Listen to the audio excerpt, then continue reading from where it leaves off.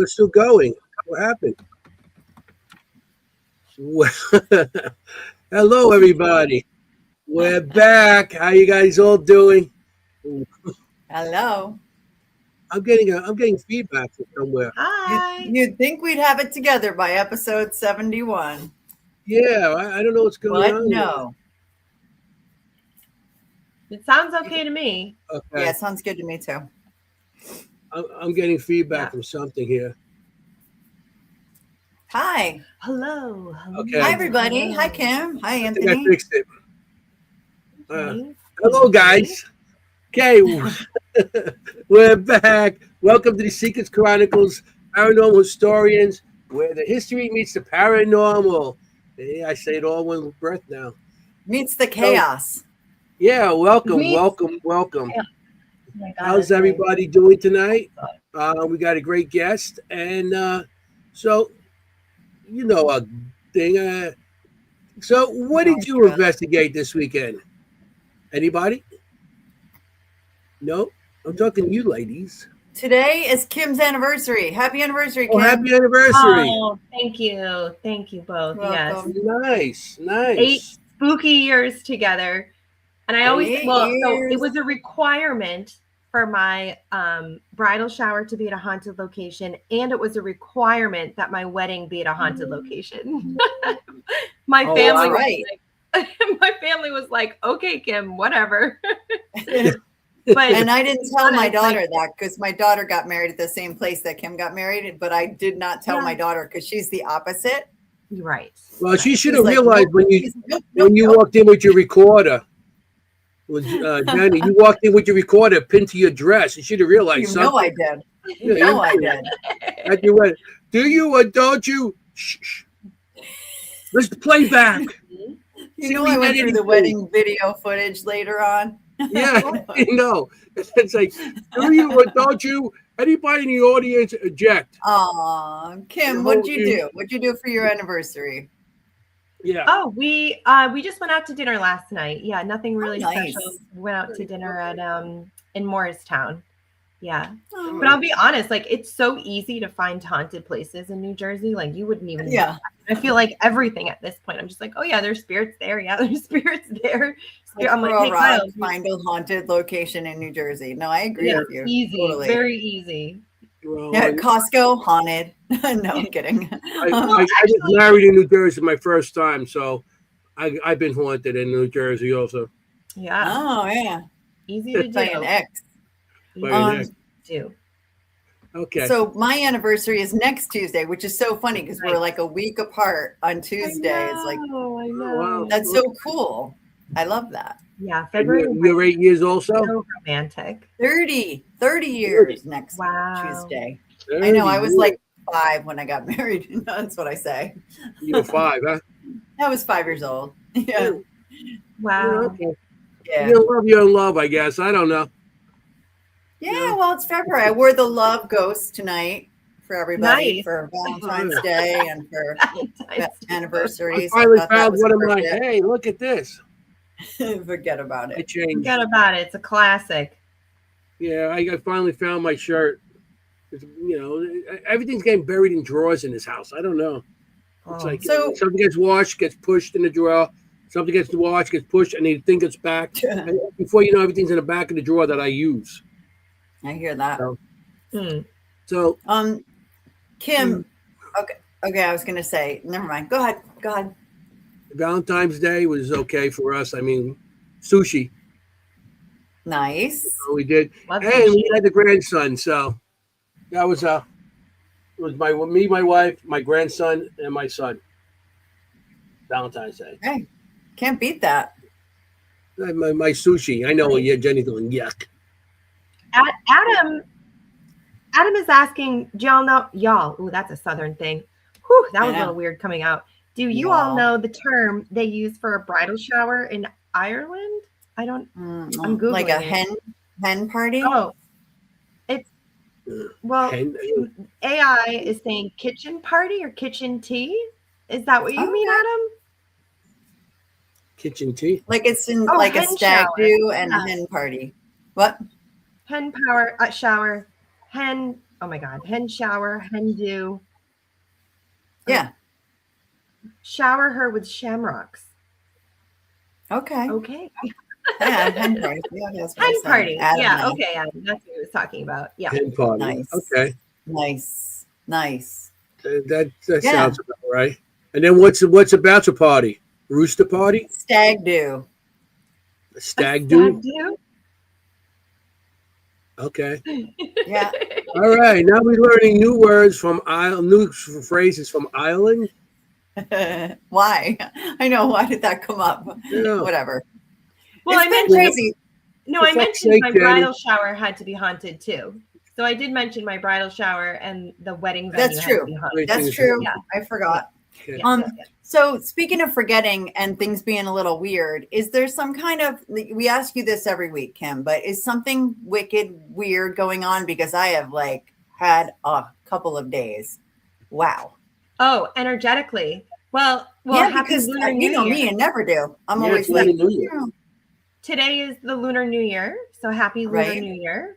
Today marks the beginning of the year of the fire horse. It is the young fire horse, meaning this next year is going to be characterized by extreme, not the most extreme, like a young fire dragon year would be the most extreme, but like the next under that would be horse year.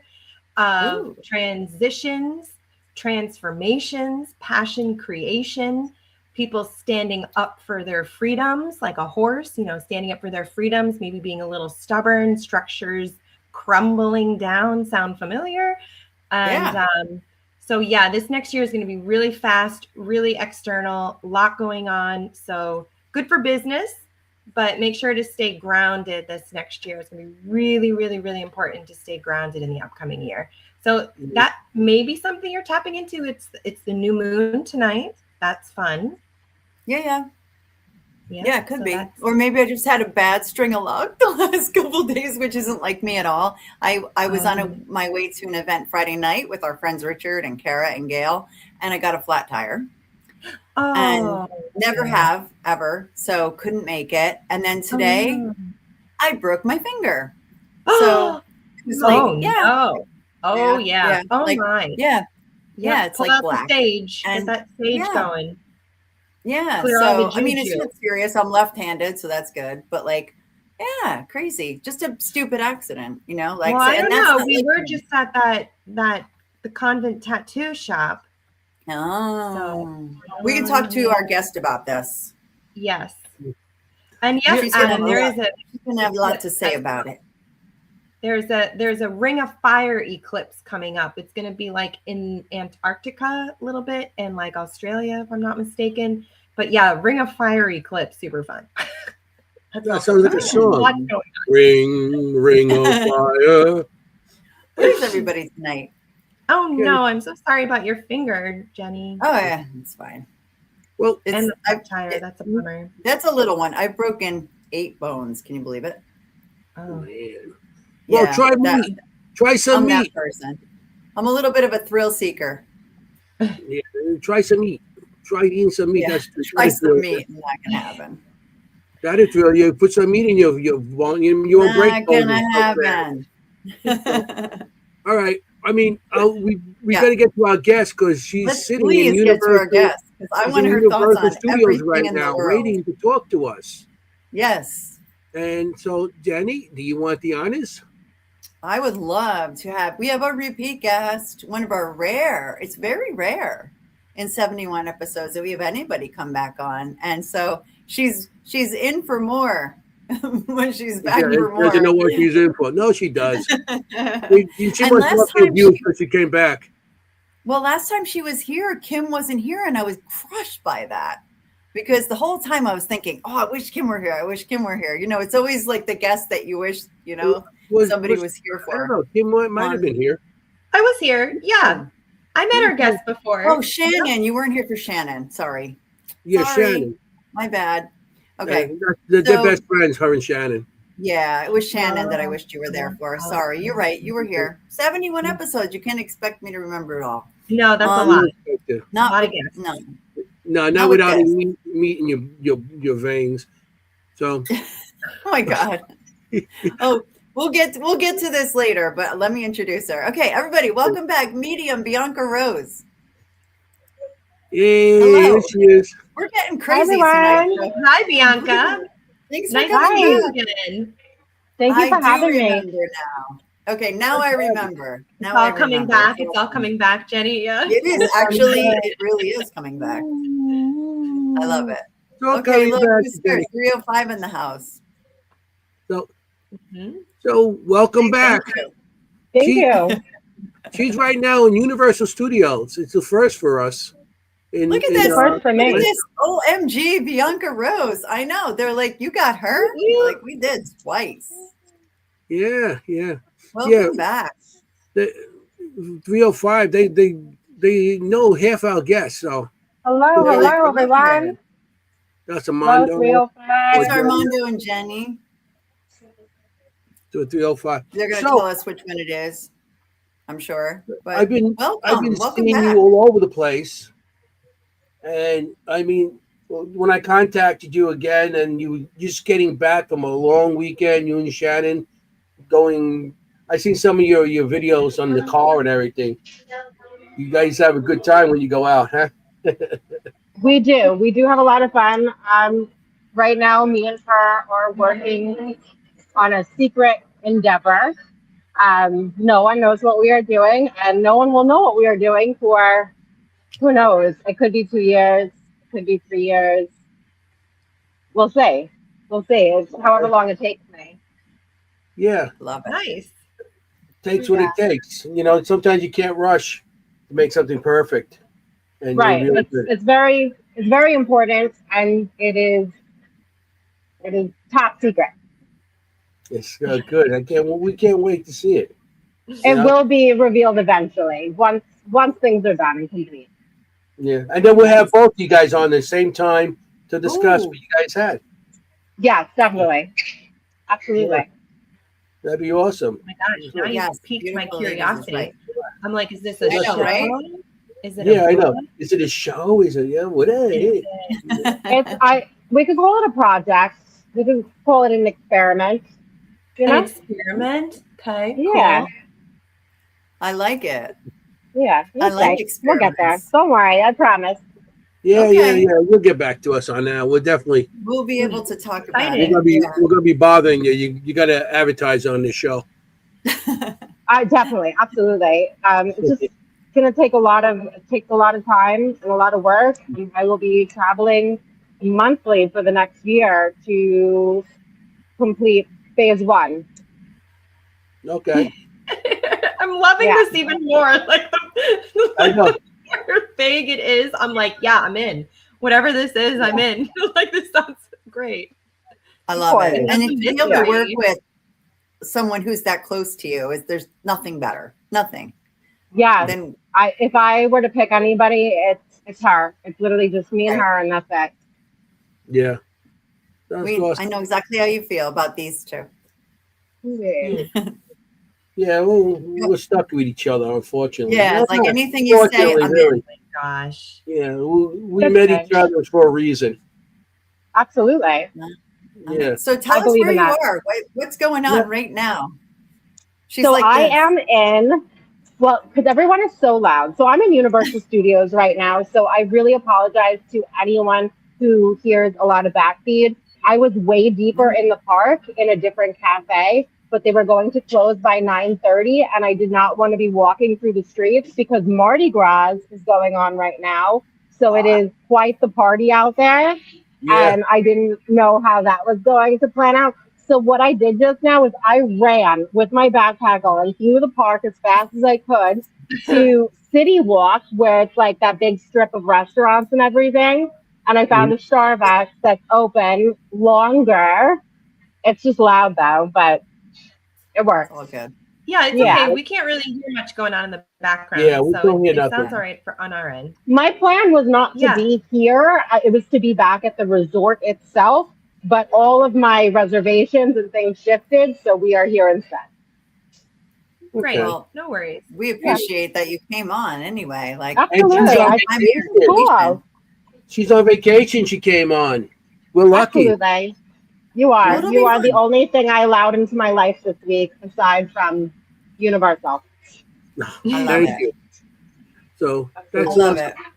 So, because we're like amusement park anyway, being talking to us on this show. Perfect. That's for sure. That's for sure. Is Universal Disney World? Disneyland? Disney World? Universal Studios is like think Jurassic Park, the Minions. What else did I see? The whole Harry Potter world. Oh yeah. What else do we got? Yes. Yes. So many things. Fast and the Furious I did today. Transformers. Oh, wow. Some really cool rides. Yeah. Oh, the Mummy. The Mummy. That was really cool. That was a good one. Yeah. Nice. I have done that. I think I did the Harry Potter, of course. Supposedly the Mummy ride is haunted. Casey, like a friend, a follower, someone I know in this industry, actually informed me of that prior my trip, and then messaged me when I was on the ride, being like, "It's haunted."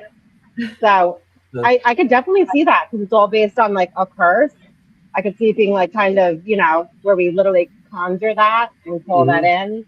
But there's like a whole documentary on that, which is cool. Yeah. Really? Yeah. Oh, wow. Really? That's so interesting. A lot of like amusement parks seem to be haunted. I find it interesting. You know what it is? I think it's the energy.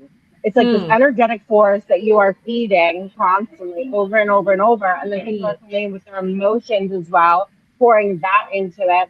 And being that it's the Mummy and it's based on like this curse. And I think there was a lot of weird stuff that happened with making of the movies itself, because Egypt, mummies, curses, all the things. I could you're calling out to things that you don't know what you're calling out to. It's absolutely possible. Yeah. True. It's like theaters. Yeah.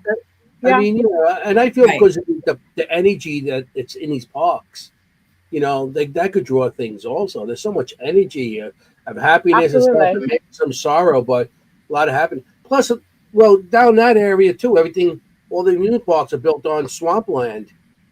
So everything's built on swampland. It's landfills. You don't know what they filled it in with. Who knows? Or who they filled it in with.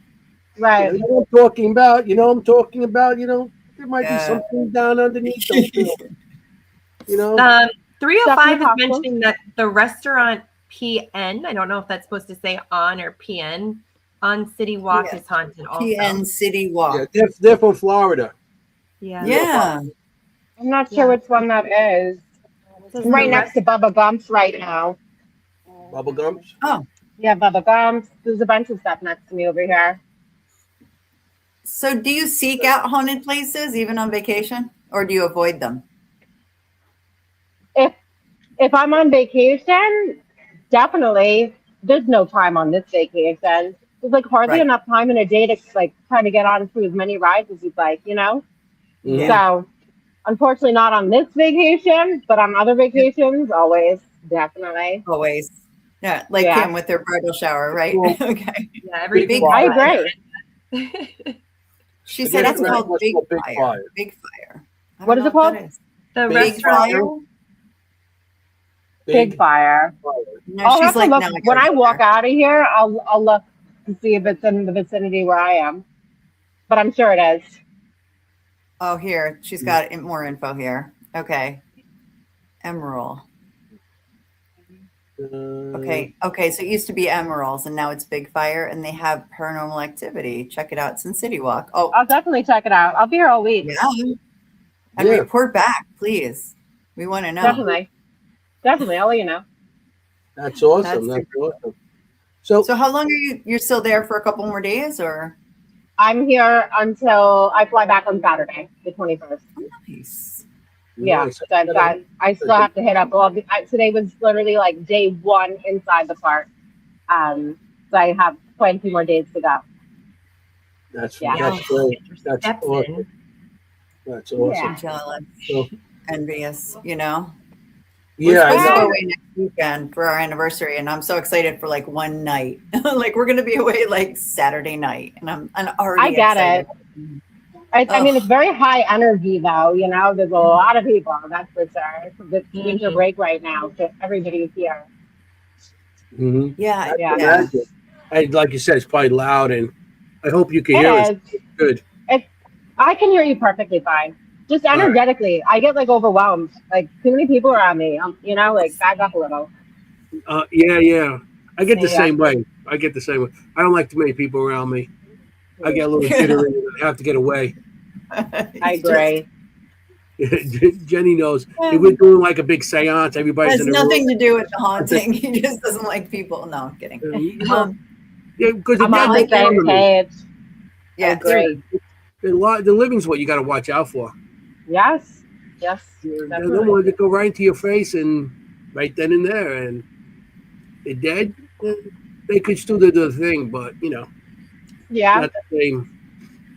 Yeah, so. It says the guy who invites him in to sit on the couch with them and watch TV. Yeah, well, if they're going to be there, they could come and join me. You know what I mean? I wish they could go and get me something out of the refrigerator every so often. Can you go get me something to drink or something? Come on. You're in here watching my TV. The fridge is going to open this week now. Yeah. That'd be great. It's happened at my house. Really? Yeah. I caught it on camera once. It was really cool. I'm like sitting there and the fridge just opens. I'm like, huh, okay. Oh. Wow. That's some serious. My life's weird. Well, my life is weird. Okay. We like weird. We love weird. Yeah. That's all of us here. We're all kind of like the weird people. That's why we get along so well. That's why we hang out. So exactly. So I want to start asking questions like, sure. Our locations you've been to, because I know you've been to quite a few. Yeah. What's the most what's lately? What happened? Or affected you the most? So 2025, I did a lot of work at My Haunted Manor USA in Columbia, PA. Yeah, and this is not me hating on the location, the people, or anything. This is my own personal experience. But I was brought there by Shannon, and I never heard of the place ever. And she brought me there, and I did a deprivation prior. I did this whole, tapping into the location, and I had everything written down because I do a lot of. For the past 3 years, I have been doing a lot of. It's more of neuroscience mixed with me being a medium. Okay, so I'm putting myself into these very long, extensive deprivation sessions. And back then, I only did an hour and a half. Now I'm doing a little over 2 hours because now I'm doing 140 degrees. Infrared sauna for 45 minutes, 140 degrees, straight into a water tank for an hour and a half, which is completely isolated in the dark. You cannot see anything. So it's a very long, extensive deprivation. Now moving forward with my work and me studying my body and what I do and everything when it comes to me remote viewing these locations prior. But backtrack to, let's go to December of 2024. I remote viewed My Haunted Manor USA. I went down there and I presented all of my notes to Daryl Marston, Trey Batter, and Jeff Batter. And it's all on camera. There is at least two episodes with me in it where you could find the documentation of this. I think a really long one would be season 2, episode 6, possibly. And they were blown away. They were looking at me going, how the F do you know this? This hasn't been released to the public yet. Because there was something that I saw, I don't know what that was, in my deprivation. That was, yeah, right? I'm going to talk about this. And if things get weird in your house, I am so sorry. But you should have. No, it's good. Okay. But if you need to stop too, let us know. Like, I'm good. I'm very public with this. I'm public with everything, honestly. There is no filter on me. I'm very open. So from Long Island, December. You're from New York. Yeah. Exactly. It's the New Yorker in me. That's right. So December 2024, I do the deprivation. I see a lot of things at their location. And the only people that know about it is them and a team that was there prior to me who saw things that matched my finding.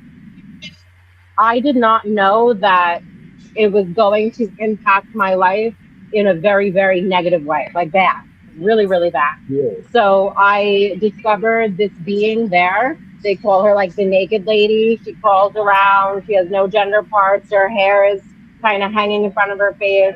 There's videos to show like them talking about her. I forget what they named her. Yeah. I know her name. I was calling her Sia, S-I-A, kind of like the singer. Mhm. Right. I eventually find out that what she really is she's not telling me her name. She's telling me what she is, which is a Celia, Silia. A Celia, okay, which I did not know this, is a type of jinn. Now, I'm very well-rounded with jinn. You have blue, think Aladdin, granting wishes.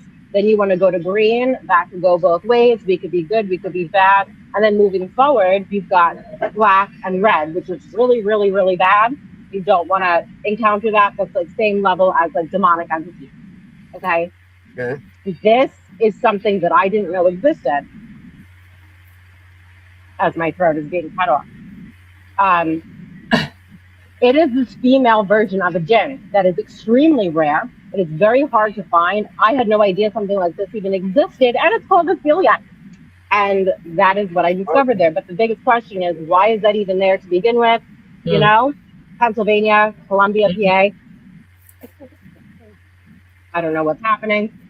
Well, I mean, that place is pretty Are you magical. choking with me? Is he choking with me? Tell me he's choking with me right now. Is he? Yep. Okay, Jeez. I'm so sorry. No, but don't get hurt. Like I said, we can. Don't worry about it. So I won't go into too much detail, but think of it as this. Think Stranger Things. When what's her name? 11 encounters that entity. I think I'm referencing the correct movie. She encounters this entity, and now she has access to it, and it has access to her because it knows her energy source, it knows her antenna, it knows her signal. So once I was able to connect to this, now it knows me. It knows how to find me. It knows my signal. Oh wow. It knows my imprint. It could easily come and get me. The months that end up following this for the entire year of 2025 get absolutely insane. I do have a partner, my boyfriend at home. He was waking up in the night numerous times where he had to shake me to try to bring me back because I would be in bed acting as if I was possessed, like convulsing, snarling, like contorting, like doing weird stuff, growling, like in while I'm sleeping, like completely like unconscious. I was doing this, so he kept waking me up to be like, "Oh my God, you're doing it again." For a year, I had to listen to, "Oh my God, you're doing it again, Bianca." And I'm like, "I'm so sorry." There's a lot of documentation. I could literally present proof to the public. It looks like someone was beating me. My legs were covered in so many black, crazy bruising all over my body, mostly the legs. And I was covered in all these crazy scratches all the time, all over my neck. But the worst part was once I hit June of 2025, everyone started dying in my family. My grandma ends up dying in June. My grandpa dies in July. My dog dies in August. And then I made a very, very bad mistake, and I will say it publicly, while he died in my arms 6 hours. That day was August 16th. It took so long.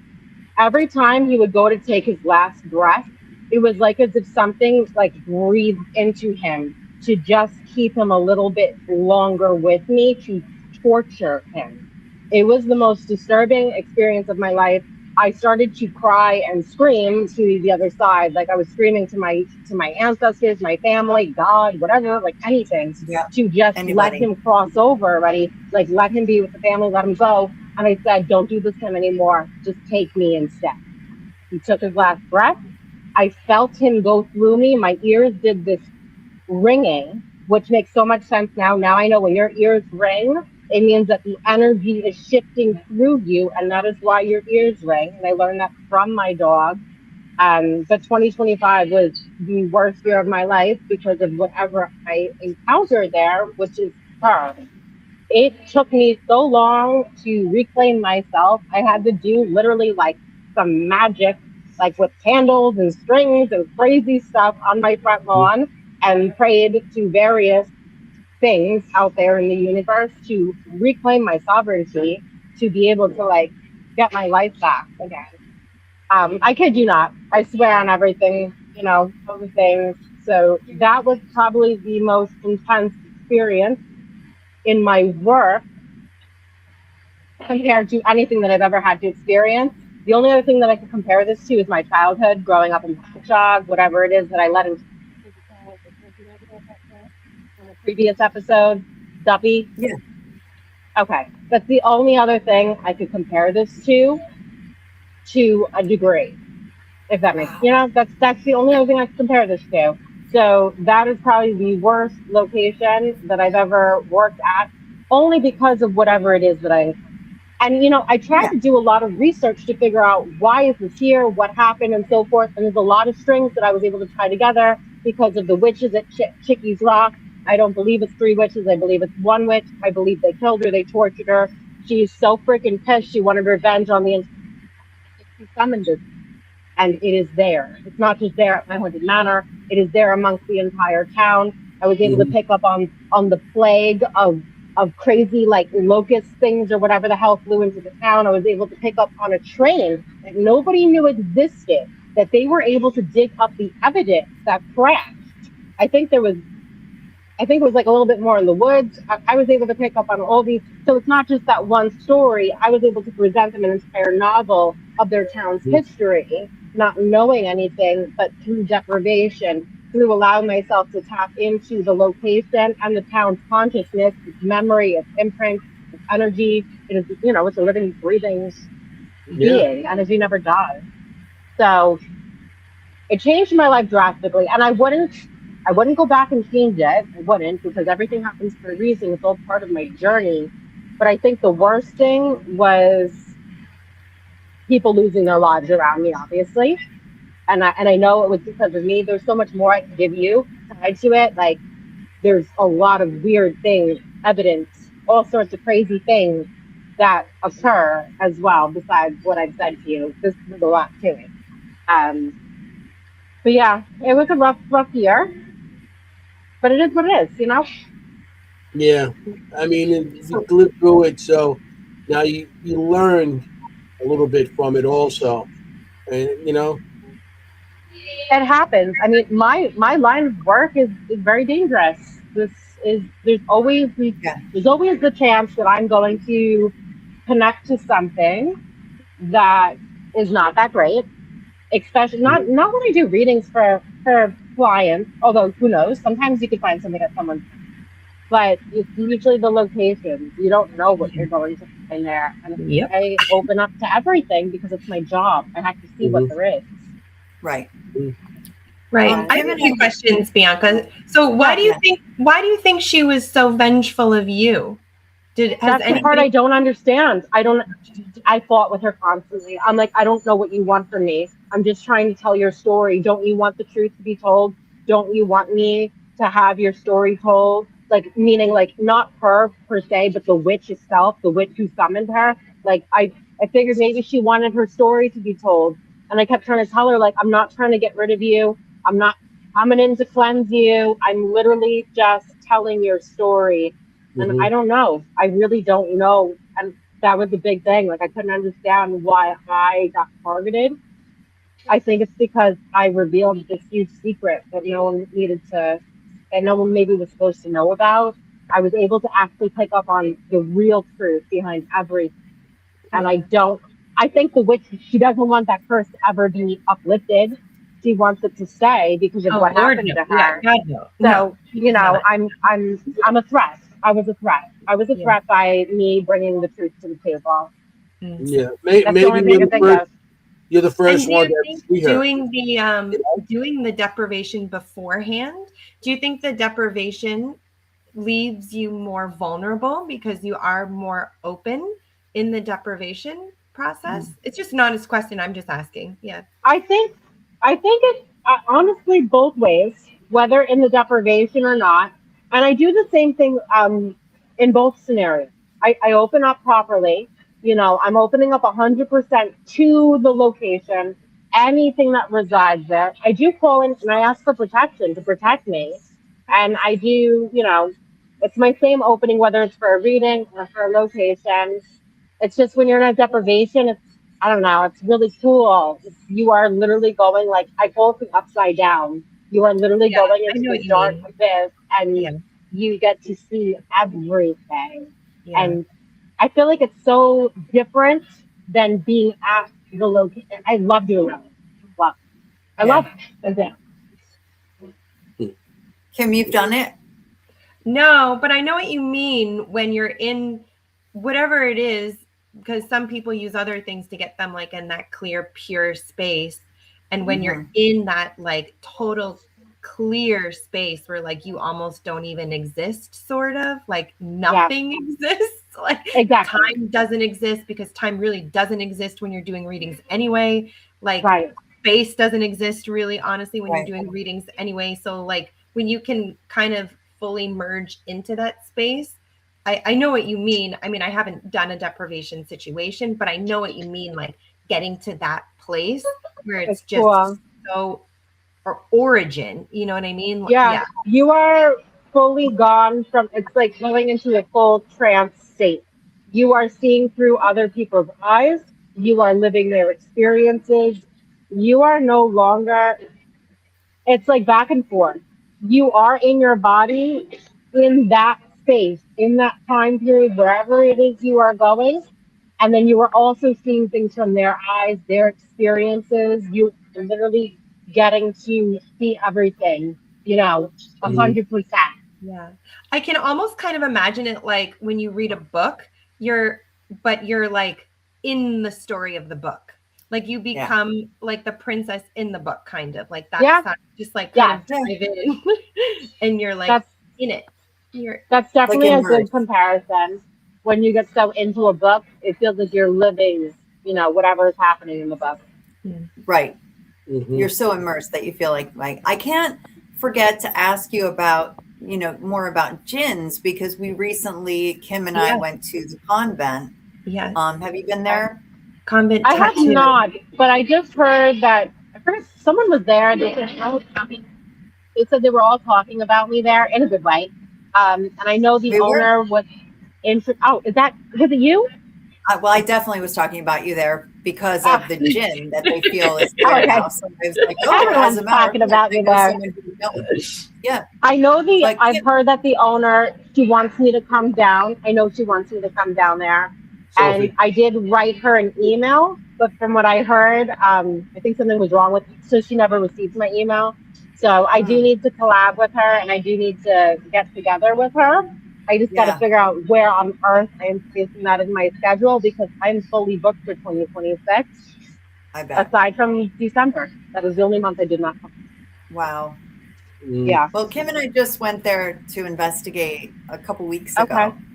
And Kimm can describe it better. I think you can describe better what we, I don't think I'm allowed to know anything, because I think she wants me to come in to do what I do, to do a whole deprivation, to come in blind. I'm pretty sure I'm not supposed to know anything. I hear that. Yeah, you're like me. I'm like, I don't know anything. Oh, I'm sorry. As somebody who is not a medium or sensitive, I don't think of those things. I meant no offense, but no, you're perfectly good. We'll talk about it after, because it will matter. Yeah, we'll circle back. We'll circle back on the back end. Yeah, definitely. Yeah. Because I'm not supposed to I shouldn't know anything ever, because it could sway the logical brain. And I do not, it makes sense. and I'm not supposed to work from the logical brain. Gotcha. But if you have any questions in regards to Jen, I might be able to answer some questions in regards to Jen, if you do have any curiosity with them in general. I guess I do have a question I think you can answer. Like, what's the process to get to the point where you say, aha, this is a jinn? Or do you start there? Like, I mean, I don't want to say too much. That's a good question. So I feel like it's honestly, they give me a different energy. If you were to feel into it, okay, from an energetic standpoint, when you tap into something that's more demonic, I don't know. To me, that feels. I don't even know how to explain that. Like I don't know how to explain to normal people what it feels like to tap into something that's more like Roman Catholic, Italian, American. Like that Jen, technically that's like a Middle Eastern vibe. It doesn't have that same type of energetic imprint as being here in America. Which actually makes a lot of sense. So, okay, I don't know how this is going to spin off for that location, but for Columbia, PA, I don't know where the ties or the roots are tied to them, but my dad grew up in Tunisia, Africa, in Tunis, and their beliefs there are solely mostly based like with jinn, and that entire culture is derived in Tunisia, Africa, where my dad was born. So I could see why I would be able to pinpoint something like that because of my heritage and where my people come from. Okay, so similar to someone with Native American roots often can pick up on more Native American energies.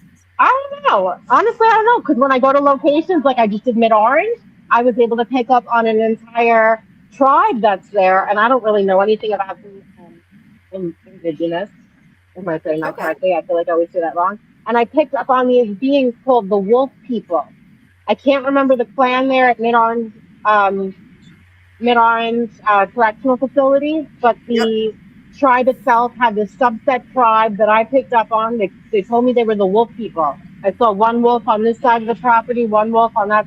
Turns out that they have this group within their group, and they're called the Wolf People, and their job is they're warriors. They're just like to fight. And I didn't know that. I'll be there in April. I'm going to keep that in mind. Okay. Yeah, definitely keep that in mind. So I don't know. I don't know if it's because I could just pick up on all origins. Right. There's so many questions when I have, even with reading. I feel like jinns, it's almost like they're like a little bit of a puppet, in my opinion. Like I always feel like there's something else that is either created or manipulating or like they're, for my feeling of them, is like they're the manifestation of what something else has created and bound, but they do it in a very, like, I don't feel like they arise on their own. Like sometimes like land energies arise on their own, elementals are associated with the place, but there's something about jinns that are just created and they are made with a purpose and they're very chaotic and permanent, and like they're just very it is very hard to describe the feelings into words because we don't have words for these things. Right. Exactly. But yeah, there's something about them is they're very solid. It's such a different energy. Yeah, I totally get it. I'm at the same point as you. Like trying to describe that energy is so different. And it's different than that demonic energy. It's way different. Yeah, it's totally different from like a demon, or like it's totally different from like pure like demonic whatever that's here for darkness. It's like has an agenda. It has like a different agenda. So when I encountered Celia, one of the nights when I had to sleep there, I decided to sleep in the space where I saw her in my deprivation. So I slept near the doorway that goes from like a children's room to like, I don't know what that room would be. And then you go a few steps down and you're in the slave quarters. Yes, that is where she was originally seen on camera. And I was able to pick up on the location of where she was seen crawling along the floor. Literally, she was crawling across the floor. So I decided to sleep there. So that night, I only had two guests with me sleeping there. Nice. Caitlin, which I'm sure she would not mind me saying her name, and this guy, Nick. I think he was on your show, the Lizzie Borden thing you just did with him, correct? Yeah, he's a good friend of mine. Yeah, he was on last week. Yeah. Mm-hmm. Okay. So him and this girl, Caitlin, those were my two people with me who were able to bear the night with me. And I went into this state where I thought I woke up And I am now following her around the house, and she's slithering through the house like a snake. And I am slithering around the house on the floor like a snake, following her. And she's like, come on, come on. And she's trying to show me throughout the entire house. And it's snake-like. It's definitely not demonic-like. It's like so Middle Eastern, Egyptian. Like that's the best way to describe it. And I'm slithering, following her around, and I think this is really happening. And then like I was literally stuck within a dream, within a dream, within a dream. It's the most messed up thing ever. Where I'm like thinking I'm screaming for Trey because this thing attacks me. It was just wild. And then I really wake up finally, and everything that I just dreamed about is now happening. It comes across the room. It's standing over me. I'm screaming. I wake up Nick. I wake up Caitlin. But the energy, she was slithering, very Egyptian-like, very, snake-like. It's like such fluid. a different vibe. Yeah. And it was weird. I think, like, it's so, I don't know. It's like it's like Egyptian. It's like the best way I can describe that. That's definitely a great answer to my question. I guess I was wondering, is it a process of elimination or is it more of a vibration, like a sort of energy that you feel? I think it's more of like energy. It's not that you're not like, check, it's not this, check, it's not that. I was just curious. Okay. Yeah. It's hard to decipher this stuff. So it's a great question because this is stuff that's very hard to decipher for many people in the world, So is it true that we have a question for you here that I don't want to miss here from Jenny. And okay, can you read that? I'm sorry. No, she's on the phone. I think it was reaction to the new doll there that was brought around the same time. If not, since they are more from the Middle Eastern entities, do you think the witch was working with? That is a great question because a lot of people kept trying to say that she was the doll. That thing was attached to the doll. It is not. It is not because I had so many conversations with this entity where she was pissed off that they were calling her like baby Evelyn. I don't remember what they were saying. Baby something. Right. They were comparing her to some queen, I think, who was beheaded. Do you know what I'm talking about? Yep, I do. And she was very, very mad that she was being associated to the doll. The doll, whatever, maybe whether the doll was haunted or not haunted, the doll had nothing to do with her as a being. Okay. She definitely 100% was summoned by the witch or witches, but I believe it's only one witch. I think history's got it wrong, or folklore's got it wrong. The Chickies Rock, where the witches were murdered from the townspeople. That whole story, I don't know if anyone's aware of that. Yeah. So I believe they told us the story about that. Okay, I believe it's only one female. I believe they took her to a river and they drowned her. And she wants revenge. And she summoned that for whatever reason. So who knows maybe what ethnicity she was per se. Maybe she had some roots in that, but she was able to call that in.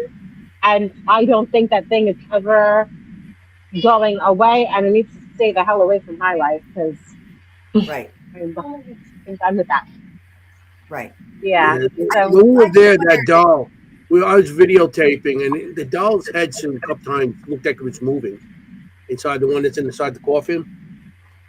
The head's not attached to it at all. Yeah. Mm-hmm. So they did place it onto it. I think there's a video actually of the head just randomly falling off one day and off with nobody around. And I placed things near that doll. I brought a tambourine used in the beginning of the 19th century by the Harrisburg spiritualists. It was owned by Andrew C. Pop. I brought that in once as like a trigger object, and I was playing the tambourine and did this whole thing. We'll leave that off to the side. Things got really weird and crazy. And then I brought one of my dolls there once and placed it there next to their dog just to see what would happen. But none of that scares me. That doll doesn't scare me at all. No. Whatever that doll is, that is not the problem. It's the other things tied to the entire town because of the curse. Mm-hmm. I mean, when I was there, I seen. It was weird when I first walked in. and I drew a picture of it. I'm looking at it as I'm trying. I wanted to bring it up. Oh, I you guess. saw the sailor. Yeah, I walked in. I seen a sailor standing by one of the print machines. So I went to Daryl and said, I heard about, I said a sailor, all this white uniform, standing by one of your machines, and he was like, I don't know anything about sailor or anything. So that night I went upstairs and I sat behind the main, with all the cameras and everything, the central. Monitors. Yeah. I was up there with Trade and Daryl, and of course I heard a voice laughing, and then I look on the thing, it's her in the basement, Jenny. Yeah, that was me. I've been sitting there. He goes, yeah, we caught a ghost. We caught something in the basement going across the thing, and you want to see it? I said, yeah, sure. So then we play back. As they're playing back, you see the thing go across, and you hear the guy. He's asking, "Is that sailor here from last time? Is that sailor here?" And he was like, he jumped. He was like, "We never heard anything about sailors. These people there, and they were there like 2 weeks before us." So it was like evidence they got ghosts in the background. He started talking about sailors. So I drew the picture. I gave it to them and see what they're going to do with it. But I love that. They had nothing. They had nothing to that point about anybody being a sailor. So that morning, I slept in the place. I slept downstairs with me and someone else. And when I went out to get breakfast, as I walk out across the street, they have those big flags of different sailors, the soldiers that from World War II, World War I and stuff. And there's one right across the street, a guy standing there in all his Navy whites. So I don't know if that was the same guy, but it was like I drew it with the Navy whites, and then there's a picture outside with somebody with Navy whites. So I like that. I don't know anything about sailor. Plus, I drew another one when I parked in the back of the place. There was a tall fella there. He was black and he was heavy, and there was two little guys there. One guy no shoes on and bald, and like he looked sickly, and another one there with standing there too with a shovel. And I don't know if they were caretakers or something at the time. I told them about that also. So they said they never had anything outside yet. So it's possible. Absolutely, it's possible. Absolutely. Gettysburg, the war would have taken place there if they did not burn down that bridge. That's right. So I'm assuming that town back in the day was, a huge hustle and bustle. The train that I picked up on that crashed and everything, I'm assuming, you got to think the workers would come through. Obviously, there's no water there for a sailor, but, we're coming back from the war, coming home. It's 100%. There's so much activity in that area. Even when you walk down, like I said, we walk into the diner, and you can feel energy. You're passing stores and locations. And a couple of locations I passed, I said, I feel something from here. Energy's coming out of stores that you're just walking past. So it's possible that there's a lot more going on there. And you're right. With the bridge, if they didn't burn down that bridge, and with the Confederate Army and turning them away, and then they had to go, and that's where Gettysburg, the next town over was Gettysburg, where they went in. That's where they started the battle. Originally supposed to start in that town. It would have started there, yeah, if they didn't burn that bridge. Yeah. Anthony, you said that across the street, because I've never been here. Across the street, there's a memorial. On each of the poles going down the avenue there. They have. Yeah, I got you. I know what you're talking about. Soldiers from different wars. I don't know if they all passed. Maybe they passed some of them now from World War II and World War I. Sure. But they got pictures of different soldiers going down from Vietnam and going down, and they have them honored. These different posters of different soldiers, sailors. All the different branches of military they have going down there. Got it. Yeah, that is a wild location. I feel like that town could be like on a haunted towns, like you could just investigate like 10 buildings in that place and really Yeah, definitely. I know they're rebranding right now and taking things in a different direction, I believe. Yeah. Okay. But I like the way they set that place up too with the it's like cameras all over the place and they're monitoring it 7 days a week, 24 hours a day. And I agree. That is a cool thing. That is an awesome project to be part of. If the location is that haunted, Yeah. But yeah. And I like how they add to it with everybody else's stuff. Like I'm a big fan of that research type thing, like Dan's doing in Hinsdale. Like, send me your footage, and we'll put it on the pile, and see what we come up with. Well, he has my picture hanging in downstairs by the stairs. I drew a picture of. Remember, I seen a woman standing on the stairs. So I drew. Oh no, in Hinsdale, Hinsdale, the Hinsdale house, and it's standing. My drawings at the bottom of the stairs. Yeah. I just think that's like. I know I guess it's getting overused research now, but like it's a good research facility. It really is.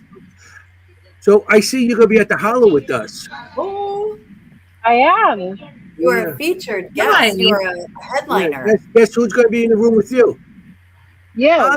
Look at that little guy on the end down there. Yeah, you are. And matter of fact, Sophia's gonna be there. She's the owner of the convent. Yeah. So you guys could talk about that then there too. Absolutely. I've met her before at White Hill Paracon last summer. Yeah. That was like our first encounter in public, an only encounter in public. I did exchange phone numbers with her then, and then we just never got to really connect, and we will. Yeah, she's a special I know person. She wants to. She really is. Say she's she wants me to come. I know she doesn't want me to do like an event. She wants me to like just come in by myself and see what's going on. So I will definitely arrange that with her soon. It's so hard. I'm like, don't tell me that. I just dying to talk to you about it. No, you go in there. Yeah, you're gonna feel. So that's you're gonna love it. Okay, I'll make sure I arrange that soon. Yeah. I have so many questions written down for you tonight. We recently had someone on. I don't think we talked about this before. But we recently had someone on who writes about fairies, gnomes, things like that. Like, do you connect with little people, imps, gnomes, fairies? Not really, but in the summertime, I like to do weird witchy things when it's warmer out. And the wintertime, I do practice a lot of weird witchy things. I was brought up in a very, very Catholic household. I was baptized, confirmation, communion. When I was growing up, youth group every Thursday night. I did all of that. I don't adhere by that. I'm just very spiritual. I do a lot of weird witchy things. I love in the summertime. I like making these little garden things for the fairies. So like, I believe like when your things go missing, they take things. So I'll leave out like offerings to stop stealing my shit. On Halloween, I will put out food for wandering spirits.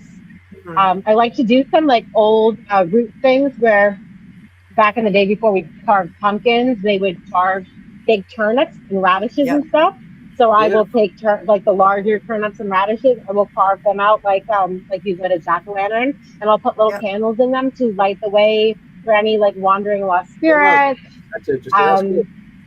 In the spring, like for Ostara, like Easter, I like to take eggs from the fridge and I'll write on them with a Sharpie, like all the things I want to manifest, and I'll put it in the ground, put some seeds over it, and as the grass or whatever grows on top of it, so does your dreams, your manifestations.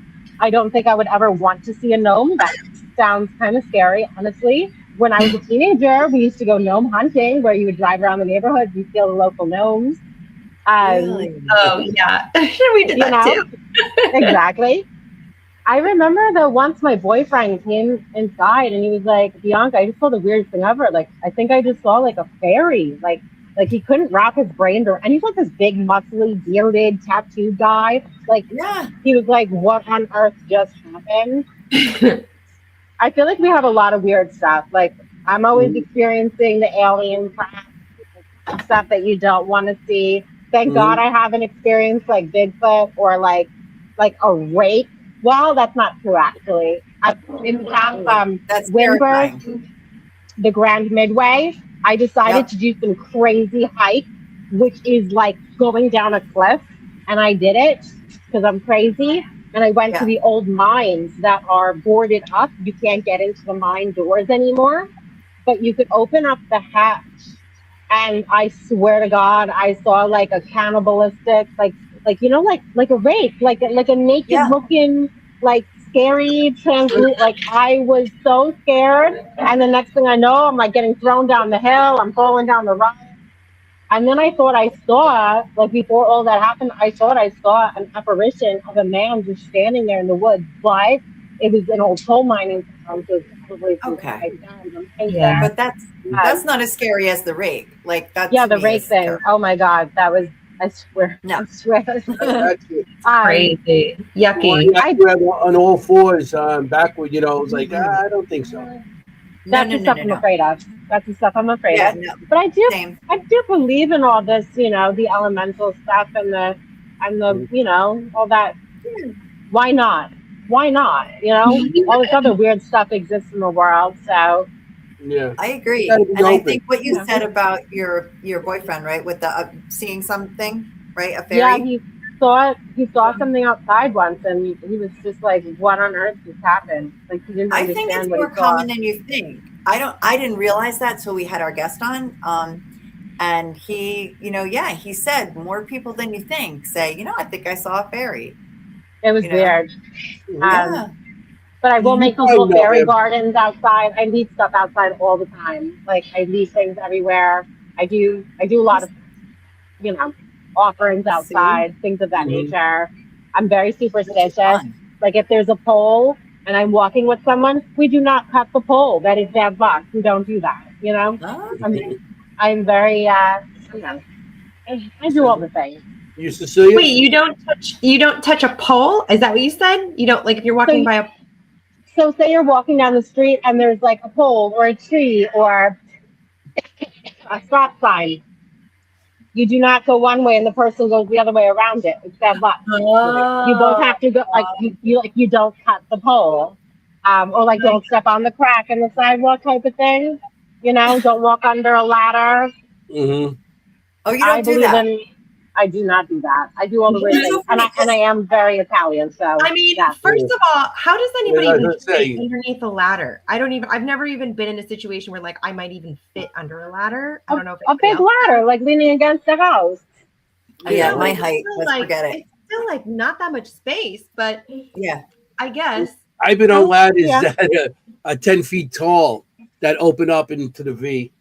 You know, like this working. So you can walk under a ladder. If you're very short, you can too. You know.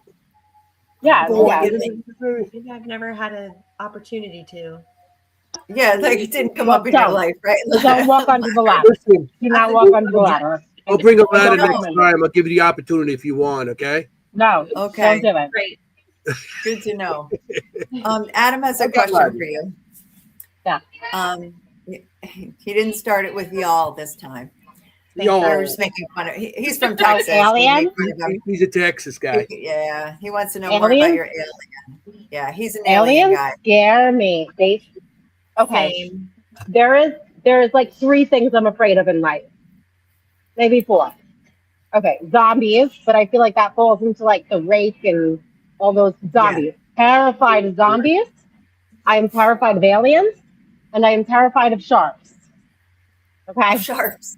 Okay. I don't want to get eaten. I'm afraid of the ocean. Land shark. I live on Long Island.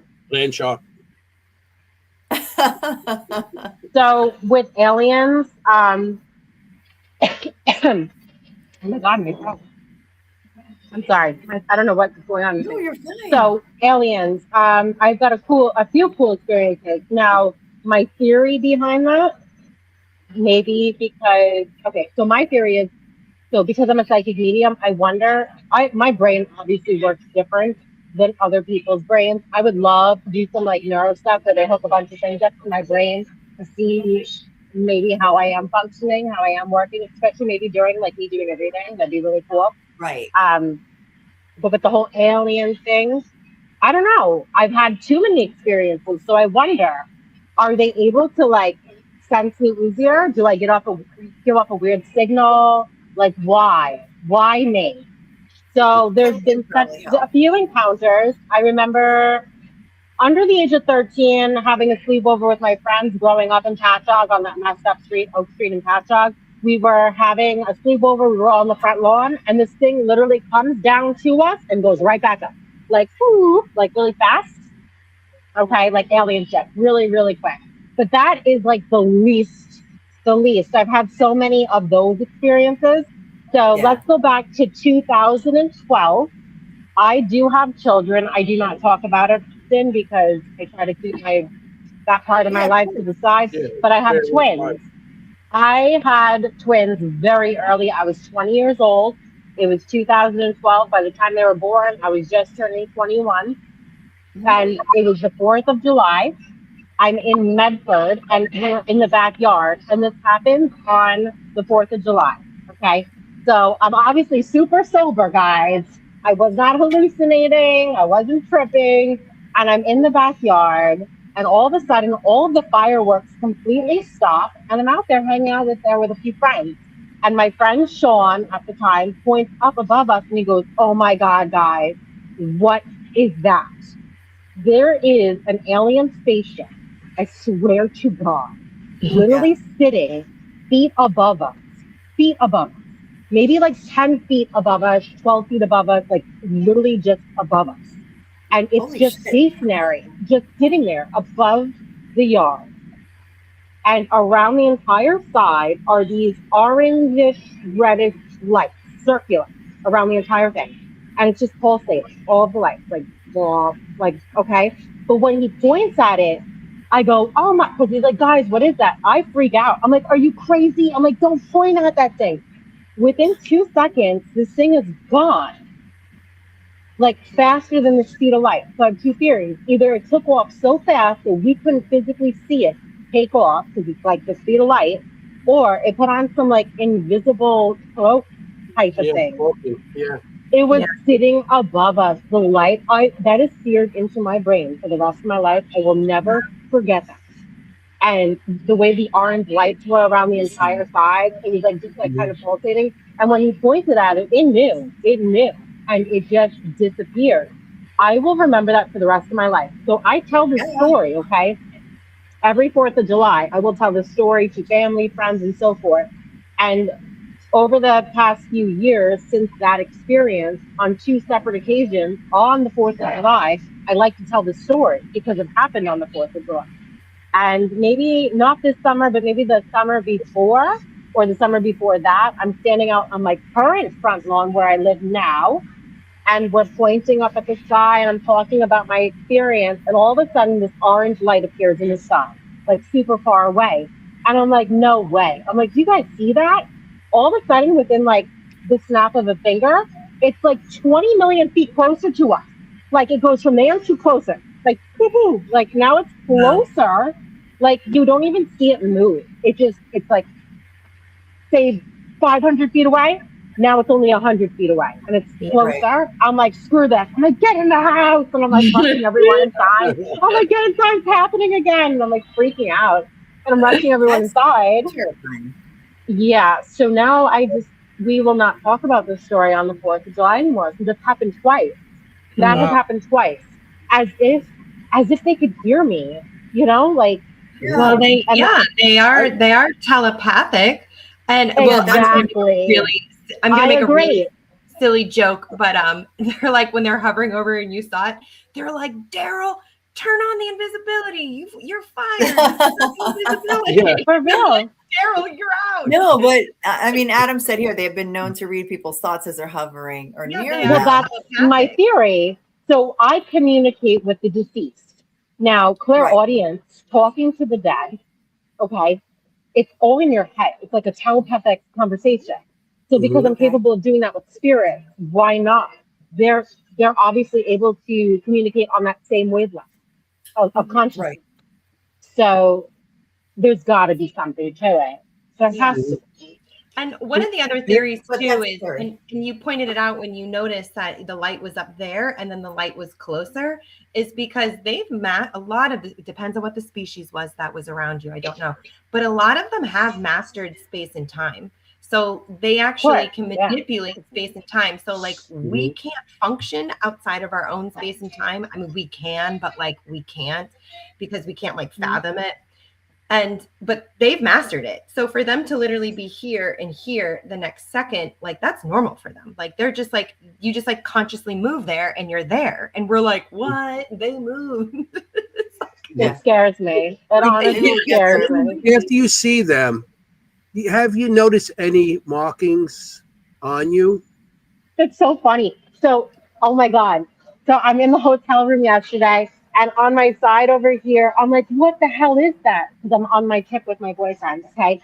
And he goes, that's weird. I have the same thing on my right side. We both have this weird purpley bruised looking thing under our ribs. It's like a line. And he goes, oh my God, because now he makes jokes all the time. He's like, oh my God, it's the aliens at our house. Like they must be. And I'm like, oh my God, don't even go there. Like, don't even go there. Because he makes jokes all the time. Whenever I come home, all of the internet stops working. The TV starts glitching. Everyone's having problems with service. And he's like, every time you come to the house, Bianca, it's like you bring something with you. Or he'll make jokes that he's like, the alien ships are above our house again, Bianca. Like, it's weird. And Shannon could tell you this because she stays and watches my house. She's actually she's watching my house as well. Her manager is also watching my house currently. Okay. He has not left my house. The poor guy. He's tending with my chickens and reptiles and everything. But she says the same thing when she goes to my house. She's like, "What is happening here?" Like as if something is sitting above the house, like blocking the reception. Like weird things. You know what you do? You just to check yourself. Get like a EMF meter or one of those radiation meters. Okay. I have Geiger counters. I have everything. Just scan your body up and down, especially where you get those bruises. I don't want to. You know? Because, I mean, not to scare you stuff, because they do put implants in people. Oh my God. Don't even get me started. They can track you anywhere you Wait, are. what? They put implants. They put like these little things in people I know, not that I know personally, I see on shows and stuff. Right. Actually could take them, they took them out and stuff, but or x-rays, they come up on x-rays once in a while. So I mean, I just want to scare you, but no. It scares me. I've had way too many alien experiences. Listen, I will do it for you and I will let you know what happens, but I'm going to tell you right now, I will not be calm because this stuff frightens me, and this is not the stuff I do not. It's weird. Can I just tell you? I'll go on investigations. I'm gonna get a text like 3:00 in the morning. You son of a bitch! You made me. You are. You are. Anthony. So the co-founder of Long Island Paranormal Investigators, Michael, he's very afraid of aliens. We're on the same page, him and I. Maybe it's both of us because we're both Aquariuses. Shout out to him. It was his birthday like 2 days ago. But maybe, I don't know. He's afraid of aliens too. And whenever I go on investigations with them, I'm a jerk. I'm like, say we're out in the field or the woods, I will start calling to the aliens.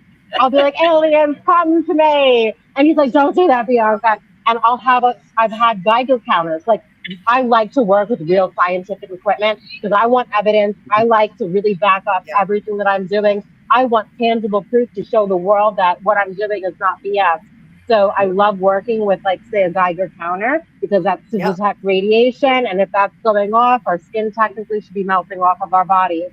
There has been times where I have had, I'm talking about a big old Geiger counter, the kind you'd see in like Chernobyl, okay? And I'm out in this field and I'm like calling to the aliens, and the Geiger counter is maxing out. There's no reason this thing should be going off. This has happened at my friend's farm, Green Acres Ranch on Long Island in the Yaphank area where Camp Upton was. Think the Nazis. It was like Nazi, like like they were like pro-Nazi camp, like it was really messed up. Yeah. So I do a lot of work on her land, and I've done it there. And the Geiger counter maxed out, going crazy. And then I did it another time in one of the graveyards on Long Island, where I'm standing there in the graveyard calling to the aliens, and here we go with the Geiger counter again. It's the weirdest thing ever. I swear, it always works for me. Wow. It works. Yeah, I don't know why, I but don't it works. really like going into the alien stuff either. I mean, I have experienced them, not like physically experienced them, but communication wise. But like they're on a whole other level. Like when you're communicating with past loved ones, communicating with entities on the earth, like it's a totally different origin. Like it's a totally different law. Like it's just totally different. They're on a whole other level. And I don't really like to mess with them. Neither do I. I can't seem to escape it. And I don't talk about this stuff often because it scares me. And I don't want to talk about this stuff often because I don't want to call it and, you know. But actually, even during some of my deprivation sessions where I'm going in not to connect to a location or say to work on a missing person case or treasure hunting or whatever I'm being hired to do, I will go in from time to time for my deprivations to clear myself of any negative energy that I've accumulated. Maybe I need to just do some inner work, connect to my own people, whatever it may be. And I've had some weird experiences with aliens in my deprivation session while I'm locked in a container in the dark, but when I come out of my session, I'm like, what the heck just happened? Like, why is this happening? I don't understand. Why is this happening? Like, I don't want this to happen. Please stop. Like, get out of my space. So, like, weird stuff, really weird stuff. So it's coming up often, and I don't. I honestly, I don't. I don't want to talk about it. You know. You're into the paranormal. You do all this stuff and everything. Because I know I experienced. I saw someone was about 10 years old, and I was coming out of a pizza place on a block from me. And the pizza place where I am, you have the main avenue, and then my block was, off the main avenue. And the way it was, where the pizza place is, overlooked my block. It was across the street, overlooked my block. And so I went in there. I got a nice big Italian ice. I'm coming out, and all of a sudden, I see a stream of lights, a white light with like a little disc above it, panning up my block. Okay? Panning up my block.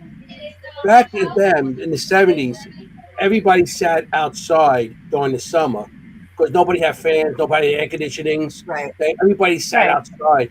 So everybody's outside till late. And it was the old people, the young, everybody was out there. And everybody's on their stoop. If anybody doesn't know what a stoop is, it stands in front of your house. Everybody's on the stoop. And the light was coming down, and it was like a V, and it lit up the block. So when I went up the block, people were like, what was that? And then like 10 minutes later, I'm like, I don't know. What was that? They had no idea what I was talking about. What area are you in? Are you in the Bronx? No, Queens. Glendale. You're in Queens? Okay. Glendale. Because on my corner, there's a big cemetery up there too. And the thing went over and disappeared into the cemetery. Oh. I'm not surprised. There's an app that you could put on your phone. I just deleted it because I need more storage. It is this app, and it is where everyone could then report. I'm sure someone who's watching this right now knows what but you could report your sightings, and it's like a live app. Oh, I don't know the name of it. I just deleted it because I need more storage. Either of you know what I'm talking about? No. Yeah. I think I've heard of it, but I don't know what it's called. I don't know what it's really cool. So everyone in your vicinity, think of it as a live Google map where they could take a video and they could pin it. And you could see other people's findings. People will write their claim, what they just saw. It's a really, really cool, fascinating app that I was using recently, but I deleted it recently because my storage out of control. It has an acronym for it. I don't know if it's UAP. Does anybody know? UAP, yeah. Yeah. Maybe Al knows. Al had a question, but Al Cooley knows. He interviews. He's a podcast host and author, and he interviews a lot of people about aliens. So he had a question for you, but also he might know. Oh yeah.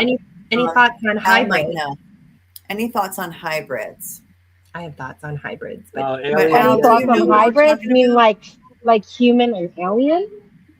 Move. Is that what they mean by hybrid? Yeah. MUFON. MUFON? Oh, the MUFON app. I'm not sure if that was the app I was using, but it was really fascinating. If anything, I'll make sure to give this to one of you to look up, cool. or I'll post it on Facebook afterwards.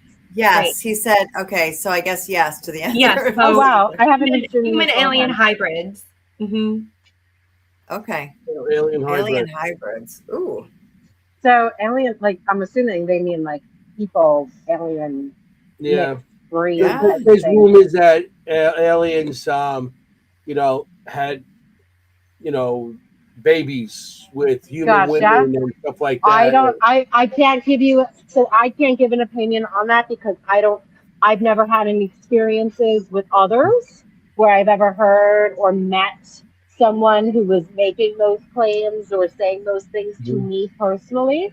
So I can't really give you an opinion on it, but I could definitely say that it's not something that's not possible. Of course, there's absolutely the possibility of it. And if you were to meet somebody who maybe believed to have that tie or to be born from that type of space, I don't know if they would acknowledge it or even know to begin with. Yeah, that's the whole thing. They probably might not even know until later on in life or whatever. Yeah. This whole topic, like, I don't specialize in any of that. I know. It's like not your field. But, I mean, you experienced it, but it's not your field. I've experienced it way too often, and I don't want to. It's something I'm actually afraid of. So I don't want to dive. I haven't wanted to dive into it, but I do have a lot of theories about it, and I do question all the time, like, why me? Why me? Yeah. It's because I could communicate with the deceased. It's because I could do the entire, I could tap into consciousness. I could communicate technically telepathically. I think that has to be the reason why, because I'm not your average human, I agree with you. There's a picture I pulled off of your of all your stuff on Facebook, because you know how to make the ad for Facebook and everything like that. So I want to see, maybe this is what they're talking about. You're too funny. Oh my God, look at me. So just so everyone knows, you clean up pretty good. You make just so everyone knows singing and stuff. It's so bad. I like to have fun. That's me and Shannon. Do you know what that was? That was in the car behind my haunted manor. Really? We were doing a bunch of filters with her phone, and we like to do this weird elderly ladies skit. We call ourselves Martha and Betty, and it's hilarious. There's nothing like a girlfriend like that, Yeah. Some great pictures. I feel bad that we got down the alien thing. I think I brought up fairies and we ended up with aliens. Sorry. We started out with cute little fairies. Well, I'll give my thoughts on the hybrid, because I do believe this is going to be controversial. I do believe I'm a hybrid, but not in the sense that like my DNA has been merged with an alien's DNA. I believe my past lives have been on another planet as a different species. And I do believe that actually allots a lot of my abilities and my knowing, because I have like this kind of mixed experience coming into this life here on Earth. So I don't know if you can relate to that, Bianca, but I do believe that memory, previous imprints into our abilities here, and it can come out being more sensitive, being mediumistic, being more in tune, connected, and aware of all the different energies, because you technically have had experience doing that in another life. So not necessarily in the way of like a unicorn. Being like a beacon as well. Love to be you were probably a unicorn in the past life. Nothing would make me happier. She would be a cute unicorn. Unicorn. That's why she takes care of horses. Yeah, it is one of the reasons, actually, Jenny. It is related to past history, but yeah. No, I believe that. And that makes you a beacon now. Like she was saying, like, why me? Like, why, Right, exactly, exactly. I don't see those things, right? Yeah. Right. Lucky you guys. That's another picture off your thing. I thought this was the coolest thing. That Ouija board is awesome. I love that. Oh, yeah. So your pictures are stunning. They are. I agree. Thank you. That board was custom made for me. The person who made it, her and her husband's group, is called Jack State Paranormal. They are based out of Ohio. Her name is Linda. She is the sweetest woman ever. Typically, I think that is actually the only tipping table she's ever made ever in history was for me. I did want another one made for me eventually in the future. But she makes these custom, beautiful Ouija boards, and she takes old wood, whether it's from antique, old wood, whatever it may be. That entire board was a piece of wood that she sands down, she stains it, she carves it, she seals it. She's like from start to finish, and they're so beautiful. And every single board is so different. I actually gifted one to the owner of the Grand Midway Hotel. You know the carpets in the movie The Shining, that pattern, the carpets.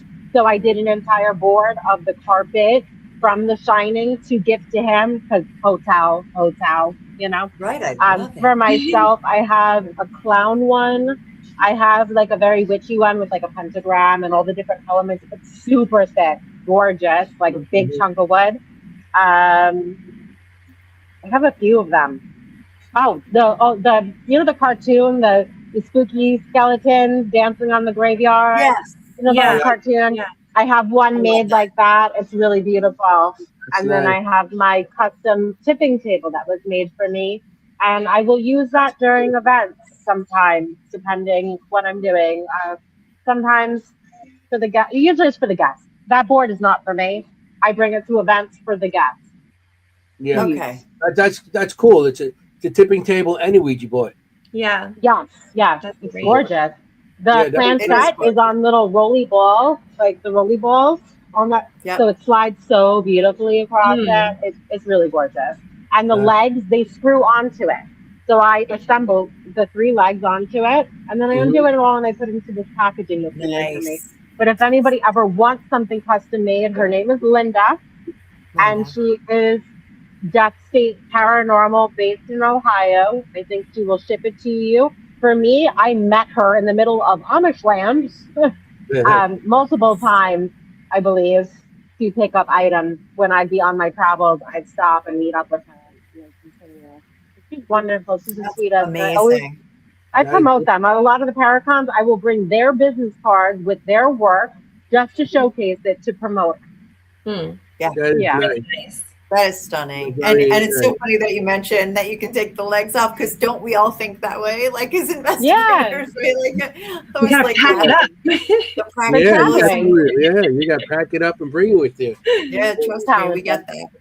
Because we pack our cars, not like anybody else. We pack our cars and stuff we don't need. We're bringing. We're packed to the windows, and I know. What's a rear view mirror half the time? Yeah. And then Kim shows up with her millimeter in her hand and herself, and she's like, "I'm here." Yeah. I don't really have much stuff, but you're just like me and my millimeter. I'm here. You know, me and my pen and my face. Yep. So I love that though. You've been a lot of places. Like I said, I see you all over the place on a lot of stuff you've been doing, and you worked with a lot of people. I see a bunch of people. I mean, all the people. Would you want to mention who was the best you worked with? I know Shannon. I don't know. I work with so many people. So I work with Dave Giuliano a lot, the owner of the Ghost Hunter store. He's going to be on in 2 weeks. He'll be on the show. Is he on next week? Oh, he's on 2 weeks. Yeah. So funny. We got the orphanage from Gettysburg. The next week. What's it? A Haunted Image or Image something? They're going to be on next week. And then Dave. Yeah, that's so funny. I was actually hired to do an event at the orphanage and the Jenny Wade House this summer. It's like a duo event in Gettysburg with Dave Giuliano. Okay. Ironically enough, that will be in August. I believe August. Pretty sure that event's in August. Are you going to the Parajam at the orphanage? No. When is that? That's where we saw Dave. August 22nd. No, I won't be there for that. Yeah, no. Sorry. It's so hard. There's so much stuff. It's like every weekend. I'm everywhere. I'm everywhere. But yeah. Dave Giuliano, he's a great one. I will be working a lot this year with the owner of the Doss House. Yeah, we know her. Yep. They want us to. So her team, her friends, there's quite a few things that I'll be doing with them this year. I've collabed a ton with them. They even invited me and hired me privately to go into Crescent Sanitarium coming up soon because I've never been there before. So I'm doing an entire remote viewing deprivation session for Crescent for them, and I'll be going with them. That's a huge place. That's a lot of. You might be there for a while. That's a massive place. The way I could compare that, it's anything in size. I'm assuming Mid-Orange. I just did that. I've never been there before. Bigger. You think it's bigger? All right. Well, it doesn't matter. Doesn't matter. Huge. But I'll be doing. Think Penhurst or Trans-Allegheny big, big. I don't know. Whatever's important, we'll surf it. All all of the main pieces. Whatever the main pieces are, I kind of pull it all forward. All of it, And are you going to the Doss House event in June? Is it? Yeah, June. Yes. So I'm headlining as one of the special guests for the Creep It Real Festival in June. Right. They also hired me to do an entire Halloween weekend for them during Halloween weekend. So I will be doing an entire Halloween weekend at the Doss House. Obviously, none of this stuff is public yet, What else am I supposed to do with them? Preston. And then actually, while I am doing the whatever it was, the orphanage, Jenny Wade, while I'm there, they have me coming to the Hoover House. Is that what it's called? Yeah. The Hoover House. I've never been there either, and they're inviting me in there as well. I'll be in there as well. There's a lot that I'm doing with them this year. And I haven't had the chance to work with them yet, but I collabed a ton with them for this year. So I'm excited to work with them. So that's a whole new, but they seem like great people. So I'm very excited. Yeah. Yeah. We all three of us stayed at the Hoover House together in October. Yeah, last October. Yeah. Jenny and I we had a great night. Don't tell me nothing. No, I can't wait to see that. No. We did it on Halloween weekend. Yeah, it was Halloween. Cool, right? Halloween was on a Friday, so plus the next day was the Parajam. So I had my setup at the Parajam.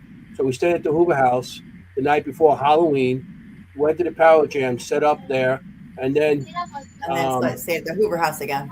Then I went back to the Hoover House for that, and that's where I met Kim them. was with us. Yes, Kim was there. Able to make it. You'll have fun, Bianca. You'll have fun. We won't say anything. It was a great night, though. That was one. I just can say it's a beautiful location. One of the most beautiful locations I've been to. Gorgeous. A lot of locations. There's a lot of pretty ones. Bigger than I expected. There are a lot of pretty ones, but I thought this was nice. nice. There is. I also collabed with obviously with Get Haunted this past November with Rob and Sarah. I really love them. They're really, really great people. Despite whatever nonsense is going on in the world, I love them. They are really beautiful people. And then who was the other people? Oh, and then during that event,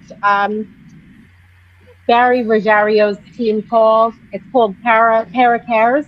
I love Barry. I love Barry.